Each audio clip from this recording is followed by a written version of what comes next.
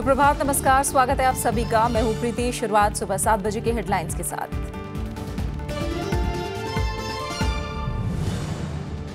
भारत घाना के बीच 3 करार। राजनयिक पासपोर्ट धारकों को वीजा में मिलेगी छूट। सहयोग बढ़ाने के लिए साझा आयोग के गठन का फैसला।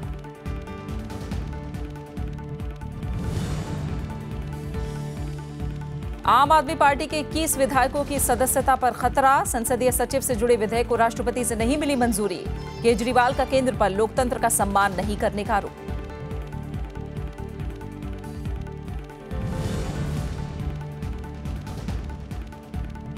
बीजेपी के राजनीतिक प्रस्ताव में गरीबी दूर करने पर जोर। प्रधानमंत्री ने कहा, यूपी में समाजवादी पार्टी और बीएसपी की जुगलबंदी तोड़ने की जरूरत।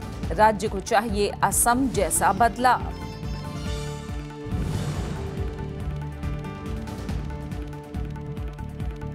हरियाणा में राज्यसभा चुनाव रद्द करने की कांग्रेस की मांग। गड़बड़ी की शिकायत को लेकर चुनाव आयोग से मुलाकात। क्रॉस वोटिंग पर समाजवादी पार्टी से 4 विधायक निलंबित।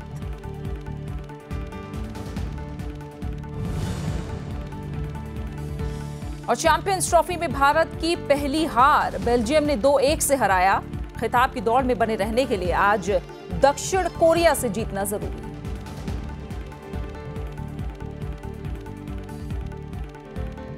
भारत और घाना के बीच सरकारी पासपोर्ट धारकों को वीजा छूट और संयुक्त आयोग का गठन समेत 3 सहमति पत्रों पर हस्ताक्षर हुए हैं। घाना के राष्ट्रपति ने असैन्य परमाणु ऊर्जा क्षेत्र में भारत से सहयोग मांगा, तो राष्ट्रपति प्रणब मुखर्जी ने निवेश का उचित माहौल बनाने के लिए दोनों देशों के कारोबारियों के बीच रिश्तों की मजबूती पर जोर दिया। घाना यात्रा के दूसरे दिन राष्ट्रपति प्रणब मुखर्जी और मेजबान राष्ट्रपति जॉन महामा के बीच प्रतिनिधि मंडल स्तर की वार्ता हुई। दोनों देशों ने 3 सहमति पत्रों पर हस्ताक्षर किए। इनमें राजनयिक और आधिकारिक पासपोर्ट के लिए वीजा में छूट, आपसी रिश्तों के विभिन्न पहलुओं की निगरानी के लिए एक संयुक्त आयोग का गठन और घाना विदेश सेवा के प्रशिक्षण में मदद शामिल है। भारत ने विदेशी नीति प्रशिक्षण संस्थान की स्थापना के लिए लाइन ऑफ क्रेडिट की भी मंजूरी दी। For creating the appropriate investment climate, I do feel, and we are rightly, I'm glad that it has been organized, that our businessmen should meet more frequently. Particular emphasis should be given, I do feel, on small and medium industries, because which has the immense potentiality of generating employment. And the agreements that we will sign will strengthen relations even further. I want to assure that Ghana will continue to work with India to overcome the global challenges that confront our 2 nations and the rest of the world. घाना ने असैन्य परमाणु ऊर्जा के क्षेत्र में भारत से सहयोग मांगा। फिलहाल घाना ऊर्जा के पारंपरिक स्रोतों पर निर्भर है।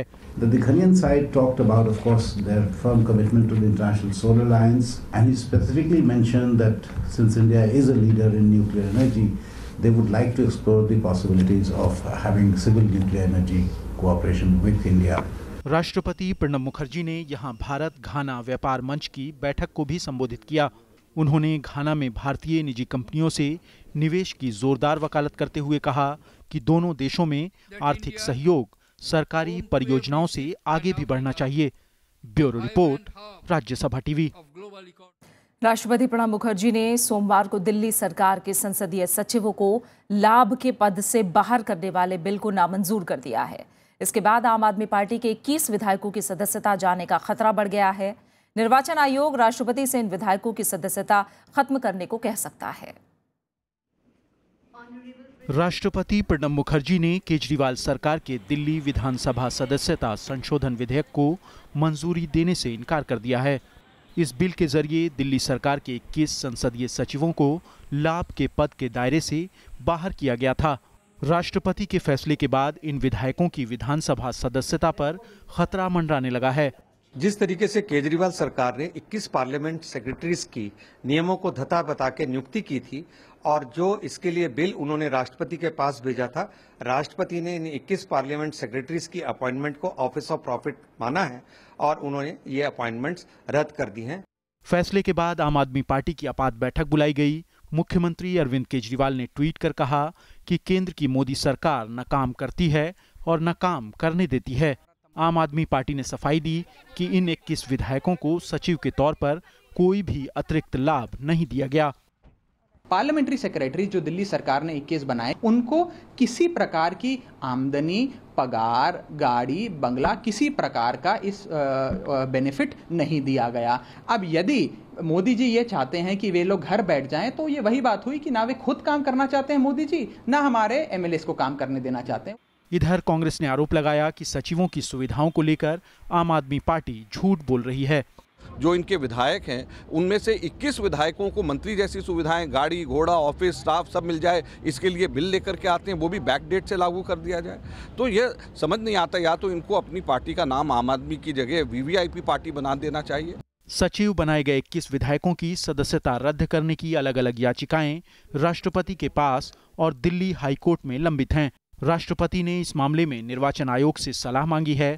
हालांकि निर्वाचन आयोग हाईकोर्ट का अंतिम फैसला आने तक अपनी सिफारिश टाल सकता है, लेकिन राष्ट्रपति के फैसले के बाद आम आदमी पार्टी की मुश्किलें बढ़ सकती हैं। Bureau report, Rajya Sabha TV. Bharatiya Janata party ने अपने राजनीतिक प्रस्ताव में गरीब हितैषी नीतियों के जरिए संघीय ढांचा मजबूत करने की बात कही है। बीजेपी ने 7 राज्यों में पार्टी संगठन को और मजबूत बनाने पर भी जोर दिया है। इलाहाबाद में कल पार्टी की 2 दिन की राष्ट्रीय कार्यकारिणी की बैठक खत्म हो गई। इलाहाबाद में बीजेपी राष्ट्रीय कार्यकारिणी की बैठक के आखिरी दिन पारित राजनीतिक प्रस्ताव में देश की राजनीति और आर्थिक दिशा पर चर्चा हुई। प्रस्ताव में केंद्र सरकार की उपलब्धियों का जिक्र किया गया है। पार्टी ने कहा कि गरीबों को मजबूत करना केंद्र सरकार का मुख्य लक्ष्य है। इसे समय सीमा में आखिरी नागरिक तक पहुंचाने का संकल्प प्रस्ताव में जताया गया है। देश का जनमानस अब केवल नारों से संतुष्ट नहीं है,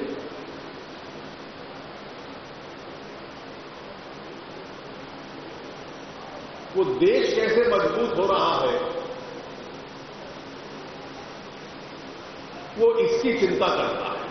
प्रस्ताव में अंतर्राष्ट्रीय मंचों पर भारत का सम्मान बढ़ाने की बात कही गई है। पार्टी के मुताबिक प्रधानमंत्री की नीतियों से दुनिया में भारत के विचारों और सांस्कृतिक प्रतीकों का प्रसार हुआ है। बीजेपी ने असम के अलावा पश्चिम बंगाल, ओडिशा, आंध्र प्रदेश, तेलंगाना, केरल और तमिलनाडु में पार्टी को मजबूत बनाने की बात कही। प्रधानमंत्री नरेंद्र मोदी ने समापन भाषण में कार्यकर्ताओं के लिए 7 बिंदु पेश किए। एक तरफ भारतीय जनता पार्टी और हमारे नेता नरेंद्र मोदी जी का ग्राफ बढ़ रहा है, दूसरी ओर हमारे विपक्ष बहुत कम होते जा रहा है। उनके हाथों में जिन राज्यों में सत्ता थी वो चली जा रही है, लोगों का उनके ऊपर का विश्वास कम होते जा रहा है। इससे पहले बीजेपी ने रविवार को आर्थिक प्रस्ताव पेश किया था। इसमें खस्ताहाल अर्थव्यवस्था के लिए यूपीए सरकार की आलोचना की गई। असम में मिली शानदार जीत से उत्साहित होकर बीजेपी ने देश के बाकी पूर्वी राज्यों में भी अपनी जड़ें जमाने का फैसला किया है। लेकिन देश के राजनीतिक रूप से सबसे महत्वपूर्ण राज्य उत्तर प्रदेश में बीजेपी के लिए जीत की राह आसान नहीं होगी और ऐसे में एक बार फिर पार्टी प्रधानमंत्री नरेंद्र मोदी की लोकप्रियता और उनकी सरकार के द्वारा किए गए कामों के दम पर चुनाव मैदान में उतर रही है। कैमरा पर्सन मनोज कुमार के साथ विशाल दहिया, राज्यसभा टीवी, इलाहाबाद। बीजेपी की बैठक के बाद सोमवार को प्रधानमंत्री नरेंद्र मोदी ने इलाहाबाद में एक रैली भी की। उन्होंने राज्य की बदहाली के लिए समाजवादी पार्टी और बहुजन समाज पार्टी को जिम्मेदार ठहराया। प्रधानमंत्री ने कहा कि दोनों पार्टियों में जुगलबंदी है और हर 5 साल बाद दोनों पार्टियों के बीच सत्ता बदलती रहती है। उन्होंने आरोप लगाया कि समाजवादी पार्टी और बीएसपी के नेता एक दूसरे के खिलाफ गंभीर आरोप लगाते हैं, लेकिन सत्ता में आने के साथ ही इन्हें भूल जाते हैं। उन्होंने कहा कि अगर देश का विकास नहीं होगा तो युवाओं को रोजगार कैसे मिलेगा।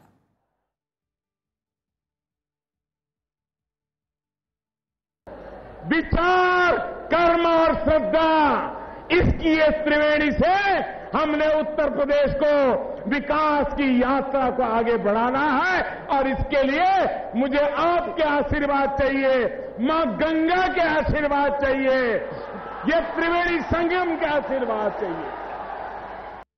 कांग्रेस के एक प्रतिनिधिमंडल ने कल मुख्य चुनाव आयुक्त नसीम जैदी से मुलाकात करके हरियाणा में राज्यसभा चुनाव के दौरान सरकारी तंत्र के दुरुपयोग का आरोप लगाया। साथ ही फिर से चुनाव कराने की मांग की। हरियाणा में इंडियन नेशनल लोकदल और कांग्रेस के समर्थन के बावजूद आर के आनंद 14 वोट रद्द होने की वजह से बीजेपी समर्थित निर्दलीय उम्मीदवार सुभाष चंद्रा से चुनाव हार गए थे। हालांकि सरकारी अधिकारियों का कहना है कि गलत स्याही के इस्तेमाल की वजह से इन विधायकों का वोट रद्द किया गया। इस बीच चुनाव आयोग ने इस मामले में रिटर्निंग अधिकारियों से रिपोर्ट तलब की है। It is not a question of R. K. Anand winning and losing. It is a question of fraud played of the Constitution. ये तो आप जिसके पास कोई नंबर नहीं होगा वो अपना पेन उठा के दूसरा पेन लगा लेगा और बाकी सबके वोट इनवैलिड करेगा। आप अगर बूथ में जाएंगे तो आपको कैसे पता है कि ये जो पेन दिया है ये इलेक्शन कमीशन का पेन है कि नहीं है? ये पेन कोई इसे लिखा तो नहीं हुआ कि इलेक्शन कमीशन ऑफ इंडिया? बिल्कुल कॉन्स्पिरेसी है, डेलिब्रेट अटेम्प्ट है और संविधान और जो इलेक्शन का प्रक्रिया है उसको खत्म करने का एक बहुत बड़ा साजिश है।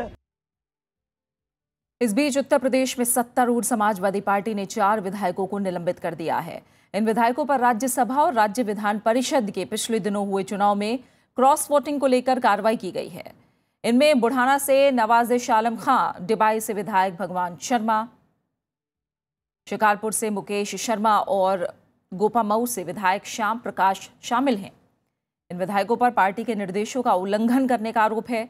इसके अलावा पार्टी के खिलाफ बगावत करने वाले सीतापुर के बिस्वा क्षेत्र से विधायक रामपाल यादव को पहले ही निकाला जा चुका है।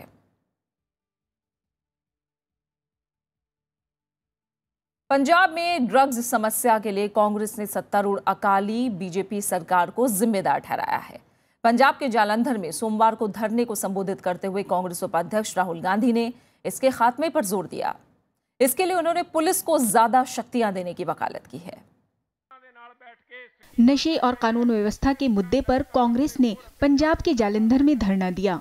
इस मौके पर उपाध्यक्ष राहुल गांधी ने कहा कि अगर पंजाब अच्छा भविष्य चाहता है तो ड्रग्स की समस्या को खत्म करने के अलावा कोई रास्ता नहीं है। उन्होंने कानून व्यवस्था और बेरोजगारी को भी बड़ी समस्या बताया।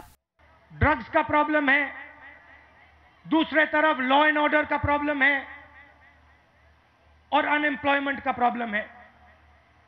Modi ji ease of business की बात करते हैं, बादल जी ईज ऑफ बिजनेस की बात करते हैं। पंजाब में सिर्फ एक बिजनेस में आसानी है और वो है ड्रग्स का बिजनेस, और उस बिजनेस की रक्षा अकाली दल के नेता करते हैं। राहुल गांधी ने कहा कि पुलिस को ज्यादा अधिकार देकर ही ड्रग्स की समस्या को खत्म किया जा सकता है। उन्होंने राज्य सरकार पर गैर कानूनी धंधों को बढ़ावा देने का भी आरोप लगाया। कि अगर आपको ड्रग प्रॉब्लम हटाना है तो आपको पुलिस के हाथ खोलने हैं, आपको अच्छे अफसरों को सही जगह डालना है और खराब अफसरों को हटाना है, और ये काम अकाली दल नहीं कर रही है। अगले साल पंजाब में होने वाले विधानसभा चुनाव को देखते हुए राहुल गांधी का ये दौरा काफी अहम माना जा रहा है। इससे पहले भी राहुल गांधी पंजाब का दौरा कर किसानों से जुड़े मुद्दे उठा चुके हैं। Bureau report, Rajya Sabha TV. Bombay high court ने फिल्म उड़ता पंजाब को पास कर दिया है। कोर्ट ने केंद्रीय फिल्म प्रमाणन बोर्ड यानी CBFC को 2 दिन में फिल्म को सर्टिफिकेट जारी करने के लिए कहा है। CBFC ने फैसले पर स्टे मांगा, लेकिन अदालत ने इसे खारिज कर दिया। कोर्ट ने कहा कि CBFC को फिल्मों को सेंसर करने का कानूनी अधिकार नहीं है। बॉम्बे हाई कोर्ट ने उड़ता पंजाब के रिलीज को मंजूरी दे दी है। अदालत ने एक सीन काटने और फिल्म में 3 संशोधित डिस्क्लेमर देने का आदेश दिया है। इसके अलावा सेंसर बोर्ड के 12 दूसरे कट कोर्ट ने खारिज कर दिए। यूरिनेटिंग सीन जो है वो हम लोग ने खुद अग्री किया है डिलीट करने को। जो शॉट है यूरिनेशन का वही सब डिलीट हुआ है, बाकी कुछ नहीं। See the disclaimers are the following: A, that we are not propagating the use of drugs. 2, we are not putting any state in any particular bad light. 3, we do not promote the use of any cuss words. High court ने सुनवाई के दौरान CBFC की भूमिका पर कड़ी टिप्पणी की। कोर्ट ने कहा कि फिल्म में पंजाब को बदनाम करने या देश की संप्रभुता से खिलवाड़ करने जैसा कुछ नहीं है। कोर्ट ने कहा कि फिल्म ड्रग्स की समस्या पर बनी है। सिनेमेटोग्राफ कानून में सेंसर जैसा शब्द नहीं है। फिल्म में काट-छांट संविधान और सुप्रीम कोर्ट के दिशा निर्देशों के मुताबिक होनी चाहिए। I think it's a judgment for the whole industry, not for us. So awesome. Awesome on behalf of the industry. उन्होंने इंटरप्रिटेशन जो किया है वो सही इंटरप्रिटेशन किया है, कॉन्स्टिट्यूशन के हिसाब से, अपने संविधान के हिसाब से, उसको ध्यान में रखते हुए आप सर्टिफाई करेंगे कोई पिक्चर को। The high court judgment is not only one of great maturity and intelligence but it's also a very wise judgment. Court ने यह भी कहा कि रचनात्मक आजादी में बेवजह अड़ंगा डालने की कोशिश नहीं होनी चाहिए। कोर्ट के मुताबिक फिल्म को पूरे संदर्भ में देखा जाना चाहिए, न कि उसके संवाद और गाने जैसे खांचों में बांटकर। कोर्ट ने सेंसर बोर्ड को सलाह दी कि वो बुजुर्गों की तरह व्यवहार नहीं करके समय के साथ खुद को बदले। Bureau report, Rajya Sabha TV. और खबरें जारी हैं, हम लौट रहे हैं एक छोटे से ब्रेक के बाद।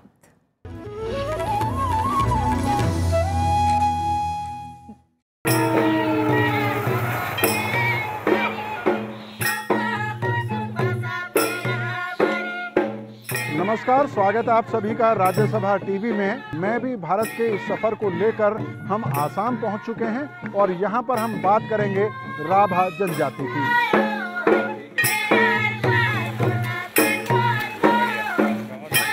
इस खास एपिसोड में हम आपको बताएंगे राभा जनजाति के जीने का अंदाज, उनके गीत संगीत के बारे में और उनके उत्सवों के बारे में।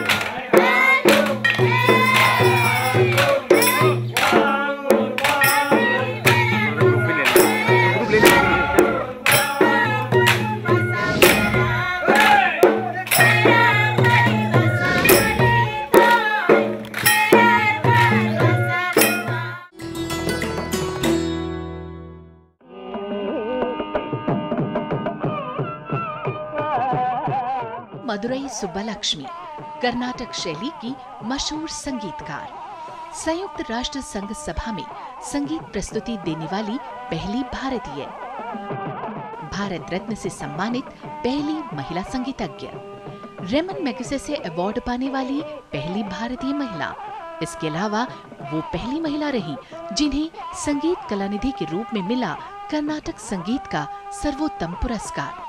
महात्मा गांधी, पंडित नेहरू और लता मंगेशकर को किया जाता है इनके प्रशंसकों में शुमार।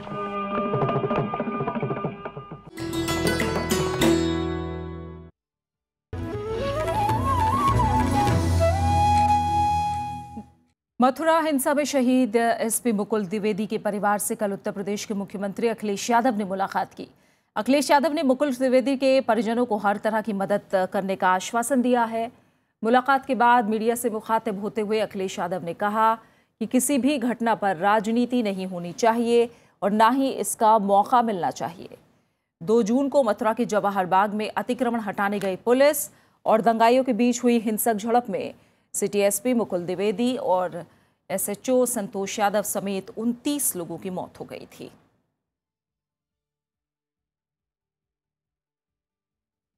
मैं समझता हूं जुडिशियल इंक्वायरी में बहुत सारे जितने भी पहलू हैं, क्योंकि अखबारों के माध्यम से, टीवी चैनलों के माध्यम से बहुत सी बातें आई हैं, उन तमाम बिंदुओं को भी मैं समझता हूं जुडिशियल इंक्वायरी करेगी और देखेगी। जम्मू कश्मीर के उधमपुर में आतंकियों ने सीआरपीएफ को निशाना बनाकर हमला किया। कुंद इलाके में चेकिंग के दौरान आतंकियों ने यह हमला किया। हमले में 3 जवान घायल हुए हैं, जबकि जवाबी कार्रवाई में 1 आतंकी ढेर हुआ है। हालांकि इस हमले में एक महिला को भी अपनी जान गंवानी पड़ी और 2 नागरिक जख्मी हो गए। आतंकी कश्मीर से राज्य परिवहन की बस में बैठकर जम्मू की तरफ जा रहे थे।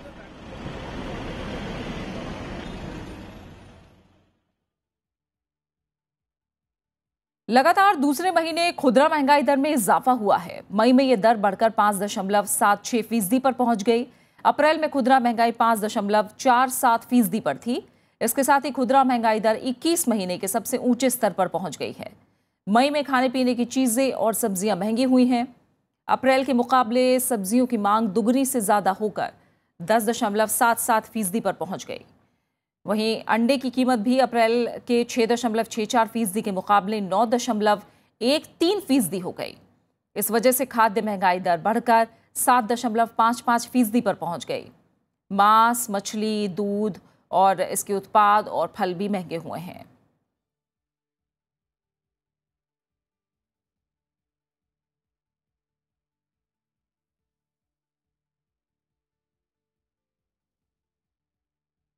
भारत ने मॉरिशस से दोहरा कराधान निवारण समझौते में संशोधन से पैदा होने वाले मुद्दों के हर पहलू की जांच के लिए कार्य समूह का गठन किया है। दोनों देशों के बीच दोहरे कर से बचाव से जुड़े करार में पिछले महीने संशोधन किया गया था, जिससे निवेशक इस संधि की आड़ में कर चोरी ना कर सकें। वित्त मंत्रालय के मुताबिक इस दल का नेतृत्व केंद्रीय प्रत्यक्ष कर बोर्ड के संयुक्त सचिव करेंगे।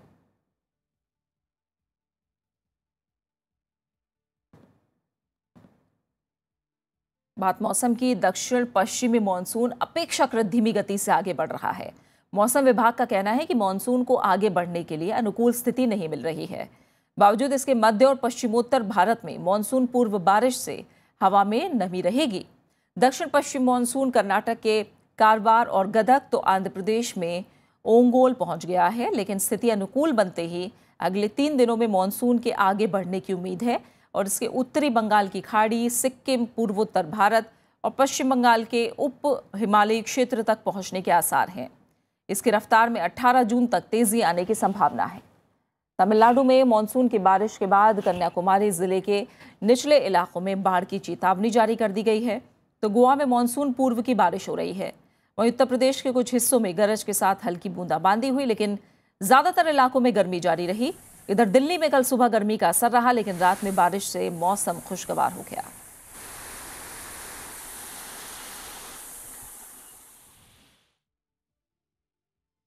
उपराष्ट्रपति मोहम्मद हामिद अंसारी ने कल प्लैनेट हार्मनी परियोजना पर काम कर रहे छात्रों से मुलाकात की। इस परियोजना के तहत पूरे देश के स्कूल, कॉलेज के छात्रों का चयन करके पर्यावरण से लेकर नक्षत्र के बारे में जानकारी दी जाती है। मुलाकात के दौरान उपराष्ट्रपति ने छात्रों से कई विषयों पर विस्तार से चर्चा भी की। छात्रों ने उपराष्ट्रपति को परियोजना की प्रगति की जानकारी दी।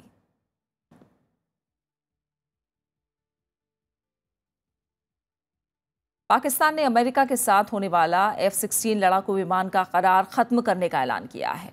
विदेश सचिव एजाज चौधरी ने इसकी पुष्टि की। अमेरिका के साथ द्विपक्षीय तनाव के बीच पाकिस्तान ने उसकी धरती पर होने वाले अमेरिकी ड्रोन हमले बंद करने की मांग की है। माना जा रहा है कि अब इस्लामाबाद अपनी रक्षा जरूरतों के लिए रूसी या चीनी लड़ाकू विमानों पर विचार कर सकता है।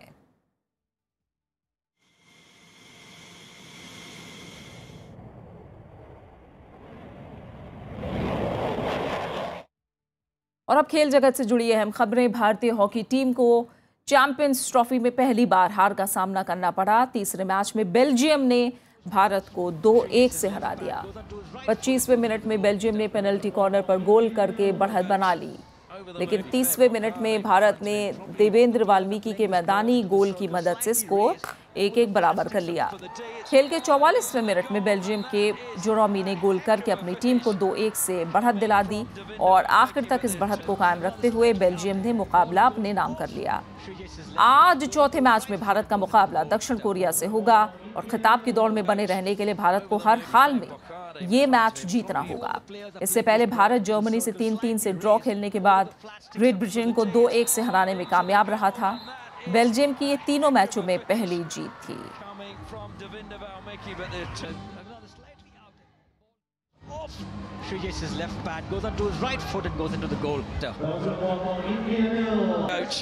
Over the moon. Be fair, Boccardo in front of him. Probably all the players are playing this ball into the circle, slightly raised over the. बात क्रिकेट की। भारत ने जिम्बाब्वे के साथ वनडे सीरीज जीत ली है। हरारे में खेले गए दूसरे वनडे में भारत ने जिम्बाब्वे को 8 विकेट से हरा दिया। टॉस हारकर पहले बल्लेबाजी करने उतरी जिम्बाब्वे की शुरुआत खराब रही और पूरी टीम 34.3 ओवर में 126 रनों पर सिमट गई। भारत की तरफ से युजवेंद्र चहल ने 25 रन देकर 3 विकेट लिए। जवाब में बल्लेबाजी करने उतरी टीम इंडिया ने 23 ओवर शेष रहते ही लक्ष्य हासिल कर लिया।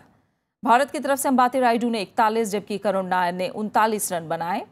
युजवेंद्र चहल को उनकी बेहतरीन गेंदबाजी के लिए मैन ऑफ द मैच का खिताब मिला। और अब बात खास शख्सियत की। अपने अभिनय के रंगों से कालिदास, तानसेन, कबीर और मिर्जा गालिब जैसे चरित्रों को नया रूप देने वाले अभिनेता भारत भूषण का जन्मदिन है। उत्तर प्रदेश के अलीगढ़ में 1920 में जन्मे भारत भूषण गायक बनने का ख्वाब लिए मुंबई की फिल्म नगरी में पहुंचे, लेकिन जब इस क्षेत्र में उन्हें मौका नहीं मिला, उन्होंने निर्माता निर्देशक केदार शर्मा की 1941 में निर्मित फिल्म चित्रलेखा में एक छोटी भूमिका से अपने अभिनय की शुरुआत की। भारत भूषण के अभिनय का सितारा 1952 में आई निर्माता निर्देशक विजय भट्ट की क्लासिक फिल्म बैजू बावरा से चमका। भारत भूषण की फिल्मी करियर में फिल्म मिर्जा गालिब का अहम स्थान है। भारत भूषण ने लगभग 143 फिल्मों में अभिनय किया। हिंदी फिल्मों के स्वर्णिम युग के इस अभिनेता ने आखिरकार 27 जनवरी 1992 को 72 साल की उम्र में दुनिया को अलविदा कह दिया। हमारे यहाँ कहते हैं कि अगर कोई किसी का एक तांबे का पैसा भी रखता है तो अल्लाह के हुजूर में उसे सोने की अशरफी देनी पड़ती है। अब तुम्हें फिक्र किस बात की? फिर कह दी ना अपने शायरों वाली बात। अरे भाई, मुझे अल्लाह के पास थोड़ी ही जाना है, मुझे तो जाना है भगवान के पास। अच्छी बात है लाला, जहाँ मर्जी हो चले जाना, लेकिन अभी तो बख्शो। मैं तुम्हारी आवाज पहचानने की जरूरत नहीं समझता। क्या चाहती हो? सिर्फ एक गीत जो दिल और जिंदगी के खामोश तारों को जोर जोर से हिला दे। मेरे पास जिंदगी के तूफानों को रोकने वाले गीत हैं, तूफान उठाने वाले गीत नहीं। अगर मेरे गीतों में तूफान है तो पहले ऐसी चट्टानें पैदा कर लो जो उन तूफानों का मुकाबला कर सके। हो जी हो,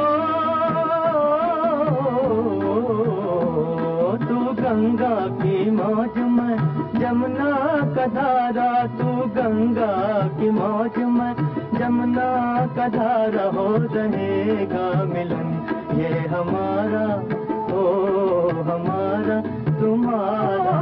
मेरी तान से ऊंचा तेरा झूलना गोरी, मेरी तान से ऊंचा तेरा झूलना गो। दुनिया के रखवाले सुन दर्द भरे मेरे नाले, सुन दर्द भरे मेरे नाले। और आखिर में हेडलाइंस पर एक नजर।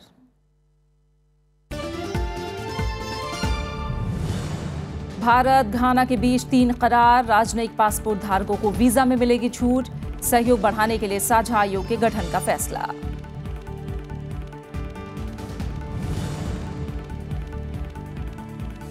आम आदमी पार्टी के 21 विधायकों की सदस्यता खतरे में, संसदीय सचिव से जुड़े विधेयक को राष्ट्रपति से नहीं मिली मंजूरी। केजरीवाल का केंद्र पर लोकतंत्र का सम्मान नहीं करने का आरोप।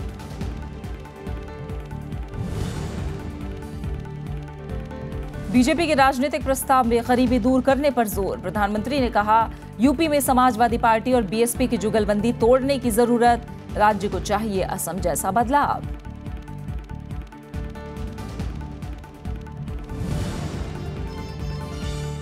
हरियाणा में राज्यसभा चुनाव रद्द करने की कांग्रेस की मांग, गड़बड़ी की शिकायत लेकर चुनाव आयोग से मुलाकात, क्रॉस वोटिंग पर समाजवादी पार्टी से 4 विधायक निलंबित।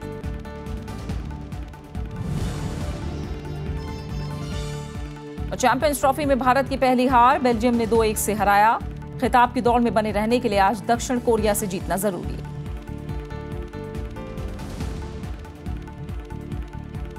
और फिलहाल इस बुलेटिन में इतना ही। आगे देखिए देश देशांतर। नमस्कार।